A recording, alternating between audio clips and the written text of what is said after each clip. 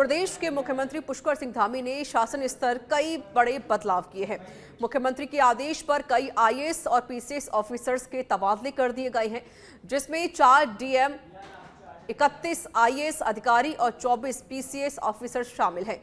इनमें कई अधिकारियों को नई जिम्मेदारियां देने के साथ पुरानी जिम्मेदारियां मुक्त कर दिया गया है। प्रशांत कुमार आर्य को उत्तरकाशी का डीएम बनाया गया है, तो वहीं स्वामी एस भदौरिया को पौड़ी का जिलाधिकारी बनाया गया है। प्रतीक जैन को रुद्रप्रयाग, तो मनीष कुमार को चंपावत का जिलाधिकारी बनाया गया है। तो देखिए, पुष्कर सरकार ने कई बड़े यहाँ पर फैसले लिए। इस बीच एक और बड़ा फैसला लिया गया, जहां पर कई आईएएस ऑफिसर्स और पीसीएस ऑफिसर्स के तबादले किए गए हैं। मुख्यमंत्री ने शासन स्तर पर कई बड़े बदलाव किए हैं। 4 डीएम, 31 आईपीएस अधिकारी और 24 पीसीएस ऑफिसर्स के तबादले हुए हैं।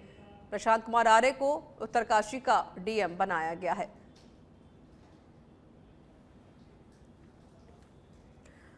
देहरादून के गोविंदगढ़ क्षेत्र में कांग्रेस ने बस्ती बचाओ महापंचायत का आयोजन किया। यह आयोजन कांग्रेस के राष्ट्रीय संचार सचिव वैभव वालिया के नेतृत्व में किया गया, जिसमें पूर्व मुख्यमंत्री हरीश रावत, कांग्रेस के विधायक प्रीतम सिंह के साथ कांग्रेस के कई वरिष्ठ नेता शामिल हुए। बस्ती बचाओ महापंचायत में बस्ती के लोगों ने काफी बड़ी संख्या में हिस्सा लिया। इसमें सरकार से मलिन बस्तियों को न उजाड़ने की बात कही गई है। वहीं पूर्व सीएम हरीश रावत ने कहा, कांग्रेस पार्टी ने सदैव राज्य की मलिन बस्तियों में रहने वाले लाखों परिवारों को सम्मान, अधिकार, सुविधा दिलाने के लिए सकारात्मक और संवेदनशील दृष्टिकोण अपनाया है।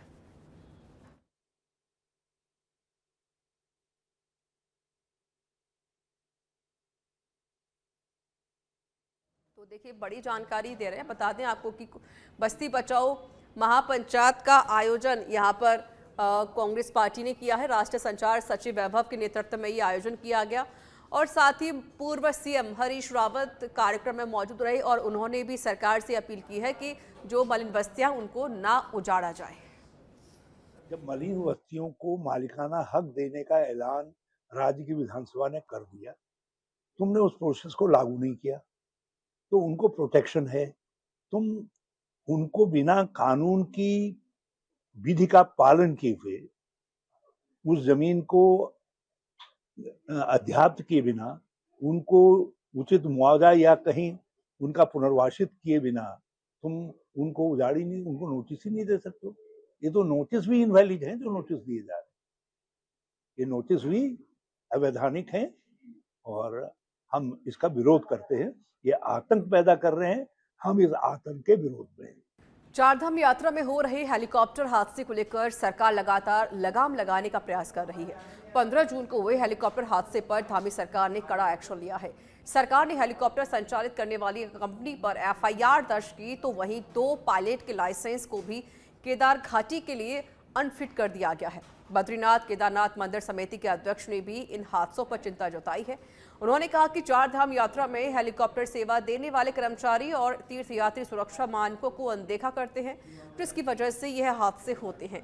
लेकिन सरकार अब एक सख्त एसओपी बनाने जा रही है। इसके बाद हेलीकॉप्टर हादसों को रोका जा सकेगा। वहीं हेलीकॉप्टर हादसों पर कांग्रेस प्रदेश अध्यक्ष ने सरकार पर सवाल उठाते हुए कहा कि सरकार ने इतनी ज्यादा संख्या में हेली सर्विस को लाइसेंस दिए हैं कि पर्यावरणविदों की चेतावनी को भी ध्यान में नहीं रखा गया है। तो देखिए, यहाँ पर ये बड़ा डिसीजन लिया गया। निश्चित ही हमारा ये मानना है कि जो सुरक्षा मानक हैं, जो चाहे वो हमारा डीजीसी हो, चाहे यूकाडा हो, और जो ये संचालित करता है हेली सर्विसों को लेकर, सेफ्टी और सुरक्षा को लेकर सबको जागरूक होना चाहिए। वो तीर्थयात्री हों, चाहे वो हेली सर्विसेज हों, क्योंकि कहीं ना कहीं मैं समझता हूँ कि सुरक्षा मानक जो सेफ्टी और सिक्योरिटी से कहीं ना कहीं पर जो है कि तीर्थयात्री हों या हेली सर्विसेज, उसमें कहीं ना कहीं कॉम्प्रोमाइज़ करते हैं। सरकार ने इसमें, मैं माननीय मुख्यमंत्री जी का आभारी हूँ कि उन्होंने इस पर एक विशेष कमेटी बनाई है, स्पेशल कमेटी बनाई है, और अभी जो घटना भी घटी इसकी भी जांच रिपोर्ट आ जाएगी। और हमारा मानना है और सरकार भी उसके लिए वचनबद्ध है कि हमको इसकी जो एसओपी है, जो इसकी सुरक्षा मानकों से किसी भी प्रकार से कोई कॉम्प्रोमाइज़ नहीं करना चाहिए और इस सुरक्षा मानकों को बहुत। केंद्रीय अल्पसंख्यक कार्य मंत्रालय की ओर से अल्पसंख्यक छात्र छात्राओं के लिए संचालित केंद्र पोषित छात्रवृत्ति योजना में की गई गड़बड़ी की शिकायत सही पाई गई है। 4 जिलों के 17 संस्थानों में 1058 अपात्र छात्रों को गलत तरीके से छात्रवृत्ति दी गई। इस सिलसिले में शासन को मिली जांच रिपोर्ट में ये भी पुष्टि हुई है कि लगभग 91 लाख रुपए की छात्रवृत्ति में गड़बड़ी की गई है। सचिव अल्पसंख्यक कल्याण धीराज गर्ब्याल के अनुसार जांच रिपोर्ट का परीक्षण भी किया जा रहा है। जल्द ही संबंधित संस्थाओं के विरुद्ध पुलिस में प्राथमिकी दर्ज कराने के संबंध में आदेश जारी किए जाएंगे। इस मामले पर सचिव धीरज सिंह ने जानकारी देते हुए बताया कि मामले की डिटेल रिपोर्ट शासन स्तर से भारत सरकार को सौंपी जा चुकी है। बता दें कि केंद्रीय अल्पसंख्यक कार्य मंत्रालय ने उत्तराखंड के 92 संस्थाओं, स्कूलों, मदरसों में केंद्र पोषित छात्रवृत्ति योजनाओं में गड़बड़ी की आशंका जताई है।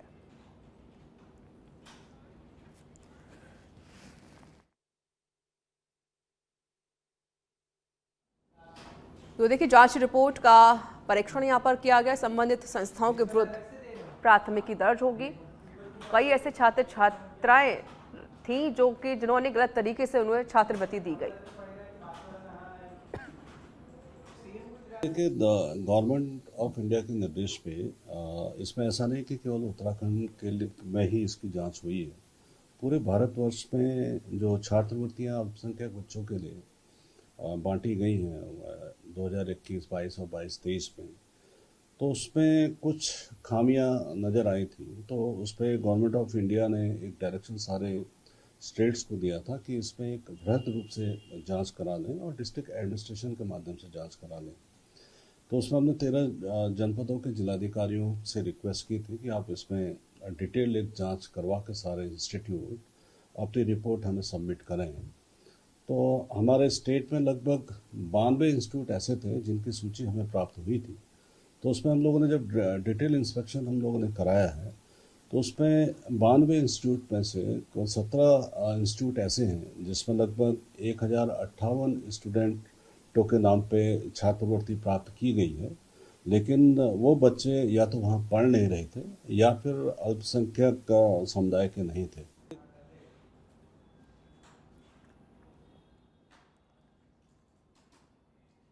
खबर देहरादून के ज्वालापुर से है, जहां पर भाजपा के पूर्व विधायक सुरेश राठौर की दूसरी शादी का मुद्दा थमने का नाम नहीं ले रहा।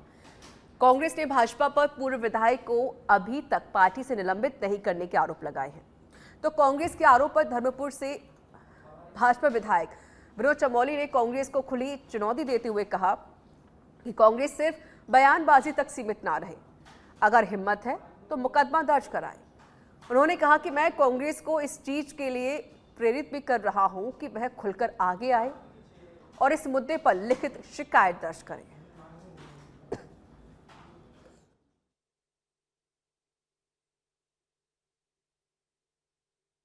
की दूसरी शादी का ये मामला है जो थमने का नाम नहीं ले रहा। कांग्रेस ने विधायक को निलंबित नहीं करने के आरोप लगाए हैं। मैं बिल्कुल चुनौती दे रहा हूं कांग्रेस को, और कहेंगे तो उकसा भी रहा हूं कि वो एफआईआर लॉन्च कराए, और किसी ने अगर कानून का उल्लंघन किया, चाहे भाजपा का विधायक हो, चाहे कोई कार्यकर्ता हो, चाहे किसी भी स्तर का व्यक्ति हो, उसके ऊपर कार्रवाई होनी चाहिए। मैं इस बात का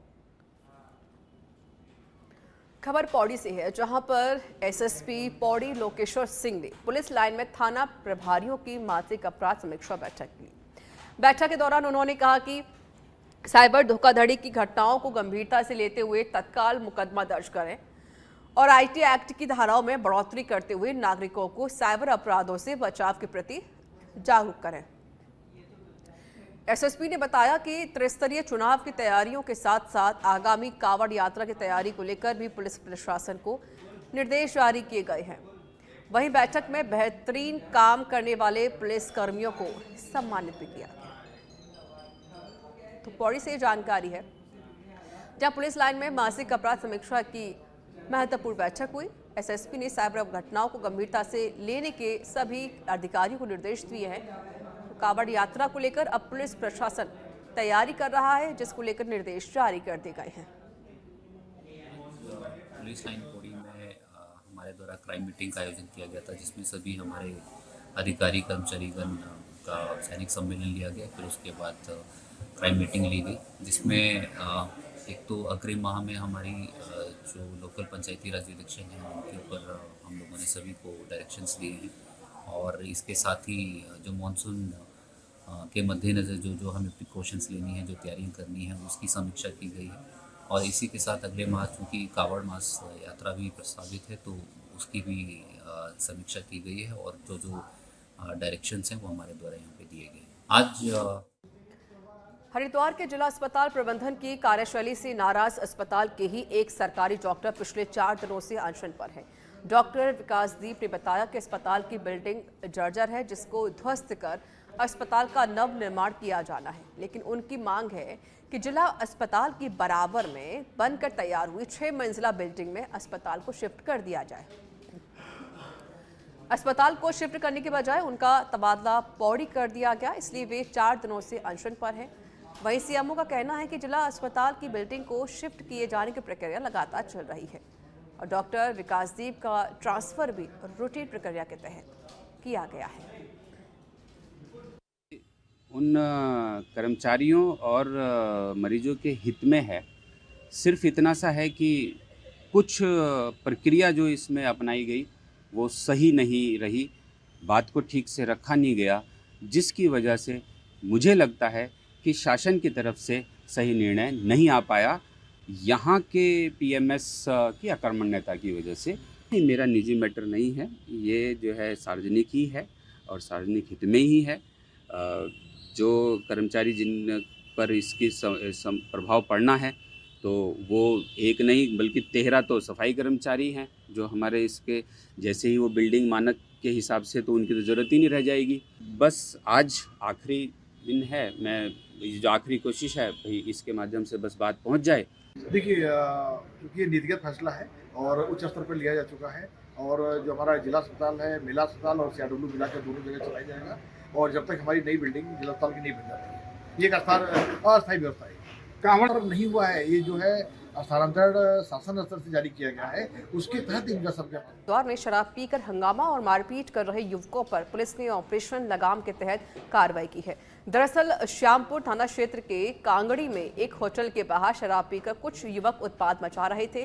तभी देखते ही देखते युवकों के बीच मारपीट शुरू हो गई।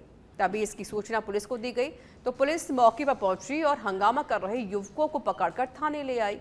पुलिस ने कार्रवाई करते हुए 5 युवकों को शांति भंग में चालान किया है। तो 5 युवक शांति भंग में उनसे चालान किया गया। शराब पीकर ये सभी युवक हंगामा कर रहे थे, जिसके बाद पुलिस को इसकी जानकारी मिली और पुलिस ने पहुंचकर इन सभी युवकों पर चालान किया। महोदय द्वारा ऑपरेशन लगाम हमारे तीर्थ स्थलों की गरिमा को, उनकी मर्यादा को बनाए रखने के लिए लागू किया गया। जो तीर्थयात्री यहाँ के मारपीट कर रहे हैं, कोई हुक्का पीता है, कोई शराब पीता है, उनके विरुद्ध जो है पुलिस प्रभावी कार्रवाई कर रही है। इसी क्रम में आज श्यामपुर क्षेत्र में भी एक मारपीट की घटना हुई है, उसमें भी दोषियों के विरुद्ध कार्रवाई की। उत्तराखंड में मानसून सीजन के लिए आपदा प्रबंधन विभाग ने अपनी तैयारियां पूरी कर ली हैं। लैंडस्लाइड, बाढ़ और जलभराव की स्थिति से निपटने के लिए आपदा प्रबंधन विभाग 30 जून को कई जगह मॉक ड्रिल आयोजन करेगा। इसके अलावा पहाड़ी क्षेत्रों में लैंडस्लाइड जैसी घटनाओं के बाद बंद हुई सड़कों को जल्द से जल्द कैसे खोला जाए, इसको लेकर सभी अधिकारियों को निर्देश दे दिए गए हैं। इसके साथ साथ पहाड़ी क्षेत्रों में पर्याप्त राशन की व्यवस्था भी सुनिश्चित कर ली जाए। बिजली, पानी और अन्य जरूरी सुविधाओं को कैसे मुहैया कराया जाए, इसको लेकर भी सभी संबंधित विभागों के अधिकारियों को निर्देश दे दिए गए हैं।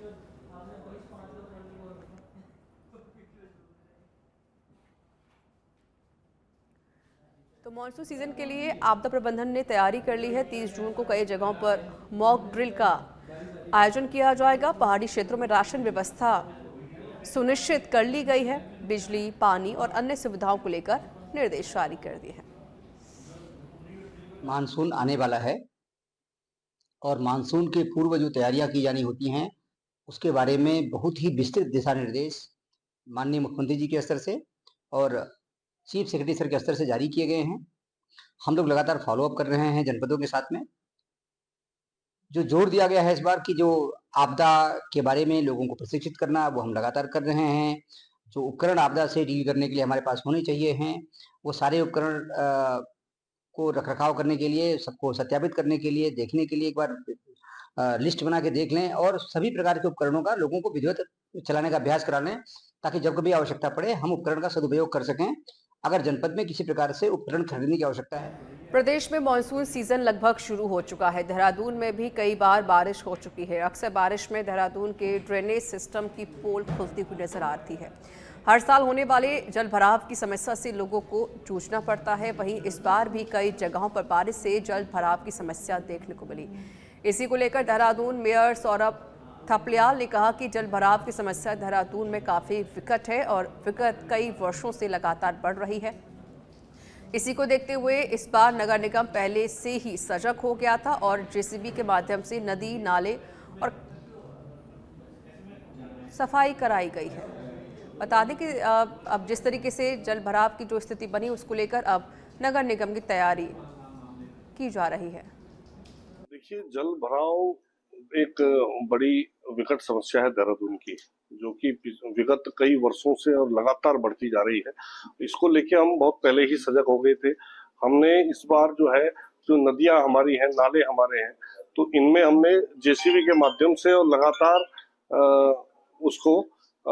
उनमें जो गाद है, कीचड़ है, कचरा है और इसके अलावा जो लोग अपना मलबा वगैरह भी मकान जो वगैरह बनाते हैं उसका मलबा भी जो है नदी में डाल देते हैं, तो ऐसे उनको निकालने का काम हम लोगों ने किया है। लगभग 19,000 मीट्रिक टन जो ऐसा गाद, कीचड़, कचरा ये हम लोग निकाल चुके हैं, मलबा हम लोग निकाल चुके हैं। देखिए, जल भराव एक बड़ी धूलकोट डाट काली मंदिर के पास आज एक भीषण सड़क हादसा देखने को मिला है, जहां पर दो गाड़ियों की आमने सामने से टक्कर हो गई। टक्कर में एक युवक की मौके पर मौत हो गई, वहीं दो लोग घायल बताए जा रहे हैं। घटना की सूचना पर मौके पर पहुंची पुलिस ने घायल को अस्पताल पहुंचाया, जहां पर घायलों का उपचार किया जा रहा है। विकासनगर से जानकारी, तस्वीरें आप देखें। ये जो गाड़ी है पूरी तरीके से चकनाचूर हो चुकी है। ये भीषण हादसा हुआ है। एक युवक की इस हादसे में मौत हो गई है, जबकि दो युवक घायल हैं, जिन्हें अस्पताल पहुंचाया गया और उनका इलाज जारी है। उत्तराखंड के विकासनगर से जानकारी है। जसपुर क्षेत्र में इन दिनों पानी की कमी का जंजाल बन गया है, जहां एक तरफ भारत सरकार पानी की समस्या को लेकर कई योजना चला रही है, लेकिन इन योजनाओं का लाभ जसपुर के लोगों को नहीं मिल रहा। जल निगम की ओर से शहर में पानी की आपूर्ति समय पर नहीं की जा रही और सरकारी टंकियों में 3 दिन तक पानी नहीं आ रहा, जिसकी वजह से लोगों को परेशानी होती है। वहीं शहर में पानी की समस्या को लेकर नगरपालिका अध्यक्ष नौशाद सम्राट ने बताया कि पूर्व में भी नगरपालिका ने जल संस्थान को 44 लाख रुपए दिए थे, जिसमें 28 जगहों पर पाइपलाइन डालनी थी। विभाग ने पाइपलाइन डाली है। वहीं पानी का समस्या को लेकर जल संस्थान के जेई कमल किशोर टमटा ने कहा कि विद्युत कटौती के कारण मुख्य समस्या आ रही है। गर्मी के समय में जिस तरह से विद्युत की आपूर्ति चाहिए उस हिसाब से आपूर्ति नहीं हो पाती। बार बार बिजली के जाने से पानी की व्यवस्था चरमरा जाती है और यहाँ कोई टैंक की व्यवस्था भी नहीं की गई है जिससे सप्लाई की जा सके। हमने इन्हें 44 लाख रुपए दिया था हमारी नगर पालिका ने, और 28 लाइन में पाइपलाइन पड़नी थी। इन्होंने 28 लाइन में पाइपलाइन तो डाली, लेकिन 28 लाइनों की रोड जो है वो बिल्कुल बेकार कर गए। हमने इन्हें फ़ोन भी करा, अब ये जय साहब कहते हैं हम सही करा देंगे। इनके एक्शन को फ़ोन कर रहे हैं, वो रामनगर बैठते हैं। अब शिकायत करें तो हम किससे करें अपनी। दूसरी बात, शहर में पानी को लेकर इतनी परेशानियां हैं, कभी टंकी आ रही हैं, कभी नहीं आ रही हैं, और पब्लिक हमें परेशान कर रही है। हम इनसे संपर्क कर रहे हैं तो ये कोई जवाब ही नहीं दे पा रहे।